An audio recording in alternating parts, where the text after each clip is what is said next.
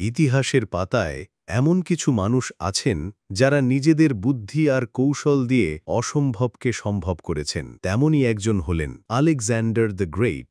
মাত্র ২০ বছর বয়সে সিংহাসনে বসে কিভাবে তিনি পরিচিত বিশ্বের প্রায় পুরোটাই জয় করে নিলেন। আলেকজান্ডার ছিলেন ম্যাসিডোনিয়ার রাজা ফিলিপ দ্বিতীয়র পুত্র এবং বিখ্যাত দার্শনিক অ্যারিস্টোটলের ছাত্র। পিতার মৃত্যুর পর তিনি সিংহাসনে আরোহণ করেন এবং গ্রিক নগর রাষ্ট্রগুলোকে একত্রিত করে পারস্য সাম্রাজ্যের বিরুদ্ধে যুদ্ধ ঘোষণা করেন। তার সামরিক কৌশল ছিল এতটাই অপ্রতিরোধ্য যে কোনো বাধাই তাকে আটকাতে পারেনি। গ্রিক থেকে শুরু করে মিশর, পারস্য এবং ভারত পর্যন্ত তিনি তার বিজয় রথ চালিয়েছিলেন। মাত্র ৩৩ বছর বয়সে তার আকস্মিক মৃত্যু হয়, কিন্তু তার সাম্রাজ্য এবং তার প্রভাব শতাব্দীর পর শতাব্দী ধরে টিকেছিল। আলেকজান্ডার শুধু একজন যোদ্ধা ছিলেন না, তিনি ছিলেন একজন সংস্কৃতিপ্রেমী। তার বিজয়ের ফলে প্রাচ্য ও পাশ্চাত্যের সংস্কৃতির সংমিশ্রণ ঘটে, যা হেলেনিস্টিক যুগ নামে পরিচিত। তার জীবন আমাদের শেখায় দৃঢ় সংকল্প আর অসাধারণ নেতৃত্ব থাকলে যে কোনো লক্ষ্য অর্জন করা সম্ভব।